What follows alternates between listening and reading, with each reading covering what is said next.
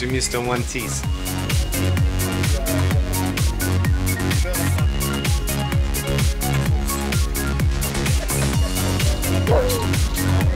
Hey, hey!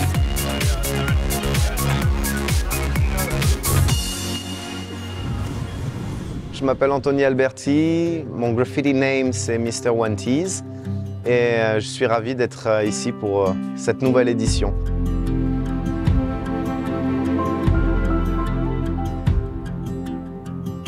Je pense que j'étais le même enfant que je suis aujourd'hui. Je suis toujours ouvert aux autres. J'aime communiquer avec les gens, peut-être parce que quand j'étais petit, on ne communiquait pas beaucoup avec moi. Alors je suis toujours ouvert à la rencontre et à l'échange avec le monde qui m'entoure. Bizarrement, dans mon parcours, étant enfant, je dessinais que des clowns tristes. C'est bizarre, hein? Et puis j'ai arrêté de dessiner, j'ai fait des études scientifiques, etc. J'ai eu un premier accident de voiture. Où de cet accident de voiture, j'ai plus pu exercer le snowboard et le skateboard, qui occupaient la plus grande partie de mon temps. Et un ami à moi, qui était à l'école avec moi, m'a dit « Viens, ce soir on s'échappe de l'école et tu viens peindre avec moi ». Et du coup, il m'a emmené avec lui une nuit à Toulon et j'ai commencé à peindre sur les murs. Je fais quelque chose d'horrible, mais le fait de peindre à la bombe, ça m'a plu. Et étant un peu extrême dans tout ce que j'entreprends, je me suis mis à fond en fait, dans la peinture aérosol. Et j'ai fait plus de 800 murs dans le monde jusqu'au jour où j'ai décidé de quitter mon travail. Donc l'idée, c'est que le graffiti a changé ma vie et je remercierai jamais assez mon copain de m'avoir emmené cette nuit-là pour faire des gribouillis dans la rue de Toulon.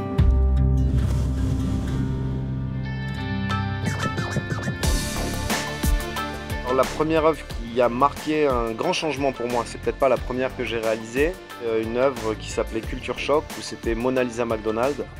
Et c'était en 2010 que je l'ai réalisée et 6 mois après, j'ai décidé de quitter mon travail puisque quelqu'un avait cru dans ce tableau et je le remercie, il s'appelle Patrick et c'est toujours mon ami et je le remercie parce que c'est peut-être cet achat qui m'a donné peut-être confiance en moi pour me dire qu'il était possible de vivre de cette passion. And the thing is, like, for me, the name One Tease, I start to write and my graffiti tag was Tease. And then another guy was writing Tease, but another spelling, and he was doing a lot of shit all around on cemetery, on churches. And one day we had to meet and we had a talk together, and I became One Tease and he became Tease 2. So that was a good talk, actually. So I kept One Tease and I put the Mr. later because it's like in Dr. Jekyll and Mr. Hyde. I'm Anthony Alberti and my Mr. Hyde is Mr. One Tease.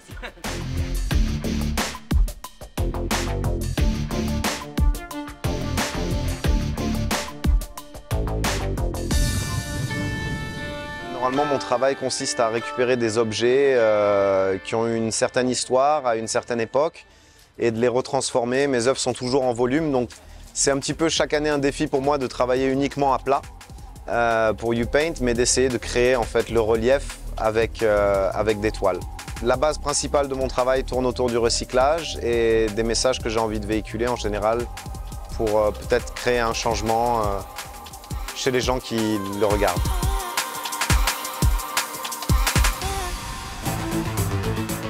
New York, c'était très particulier pour moi parce que j'emmenais un projet là-bas qui s'appelait le McDonald's Project, qui était un projet contre McDonald's, au pays du McDonald's. Je peignais différentes fresques et un jour j'ai fait un grand mur à Brooklyn où j'avais représenté Blanche-Neige habillée comme le clown Ronald McDonald qui mangeait un hamburger. Et en fait, chacune de mes œuvres véhicule un message. Et quand j'ai terminé mon œuvre, il y a une maman qui est passée avec son petit garçon et qui regarde le mur et qui dit « Regarde maman, il y a Blanche-Neige qui mange l'hamburger empoisonné ». Et en fait, je pense que si on fait ce qu'on fait et qu'on véhicule des messages, c'est aussi pour toucher le public et parfois même le public le plus jeune. Et je pense que ce qui est intéressant dans nos travaux in situ dans la rue, c'est cette interaction avec le public et peut-être essayer de faire évoluer les consciences et les mentalités.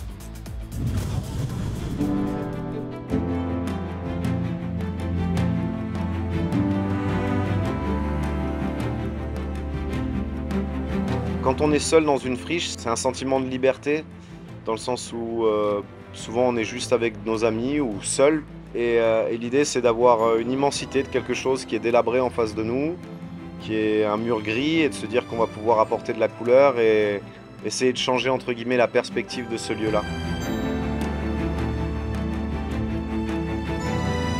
Parfois j'aime bien me donner, pas des contraintes, mais une espèce de cahier des charges en fonction du lieu peut-être où je vais aller. Ça reste toujours moi le peintre, ça reste toujours ma touche, mais c'est parfois sympa d'avoir un petit clin d'œil par rapport au lieu dans lequel on est pour avoir peut-être une meilleure résonance urbaine dans le contexte. Donc je vous dirais par exemple, pour un festival qui est pas très loin, qui est à Saint-Raphaël, j'avais choisi un mur qui était le mur par exemple du lycée Saint-Exupéry. Je vais rendre un hommage à Saint-Exupéry. Donc j'aime bien me donner certains défis, puisque si c'est pour peindre toujours la même chose que j'ai envie de peindre, je trouve ça moins intéressant que de me plier au décor, à la topographie du lieu. Je trouve que c'est toujours bien de jouer le jeu et de créer quelque chose exprès pour l'endroit où on va.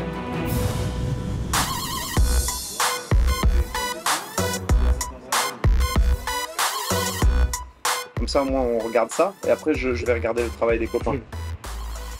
Là, vous, le dé, c'est que la pomme, elle est croquée. C'est ça? Ouais, c'est un trou dans la pomme. Ben ouais, mais là, du coup, Ouais, tu là, vois, tu t'as vois l'impression que c'est une tâche. Ouais. Donc, du coup, il faut venir peut-être lui faire des... Ce qui est joli, c'est de faire quelque chose qui soit imparfait. Parce que là, tu vois, ça fait presque... T'as l'impression que tu l'as enlevé à la cuillère, tu vois, le petit morceau.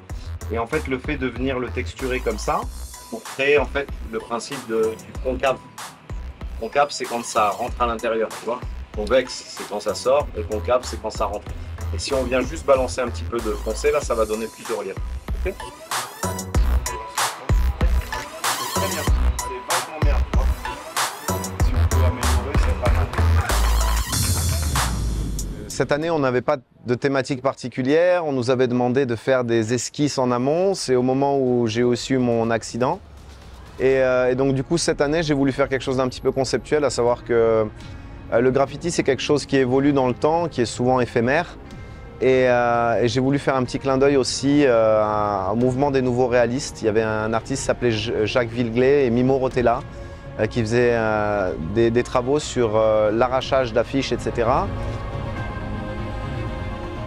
Et en fait, j'ai voulu représenter cet arrachage d'affiches par la peinture et en même temps faire une collaboration avec beaucoup d'artistes qui étaient présents ici, où je leur ai demandé à tous de venir peindre des petites choses sur mes œuvres et de faire cette espèce d'effet de déchirement. Et je représenterai des enfants qui contemplent, entre guillemets, cette espèce de passage du temps avec ces différentes strates de peinture, ces différentes couches.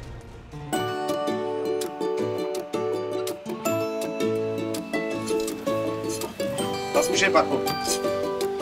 J'arrive.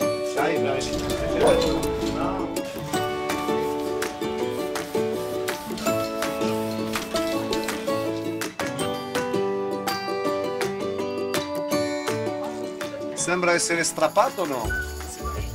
Va bene. Se non ricominci. Être graffiti artiste, c'est avoir plein de couches de peinture sous la peau. Et chaque mur qu'on va faire, ça va nous enrichir entre guillemets. Et l'idée c'était de déchirer un petit peu toutes ces couches et de montrer qu'on ne fait qu'un seul en fait, un ensemble. We are like layers of paint because we've been a lot in different abandoned places to paint and always we were covering up something else. So if we look under our skin, it's a different level of paintings. Yes. And here it's cool to have all of you guys in the things because today I'm not the same anymore because I met you and I met the others, so we are part of a common story. And it's why this painting cannot exist without you, and without the others. So it was my way to share my experience with you here. So it's why I decided to make fake like scratching, nice, I like it. To have all of this. Si vous regardez sur chacun des tableaux, j'ai voulu représenter l'enfance avec ces deux petites filles qui contemplent justement cette espèce d'érosion du graffiti, cette espèce de strate qui s'effrite, qui se déchire. Et pourquoi des enfants? Parce que les enfants ont toujours un regard innocent et non conditionné. Donc c'était afin d'avoir un regard peut-être moins brouillé par l'éducation ou nos différentes perceptions qu'on a en grandissant. Les enfants ont toujours un regard plus doux et posé sur les œuvres. Et c'était pour représenter un petit peu cette innocence. Voilà. Merci beaucoup. Ciao.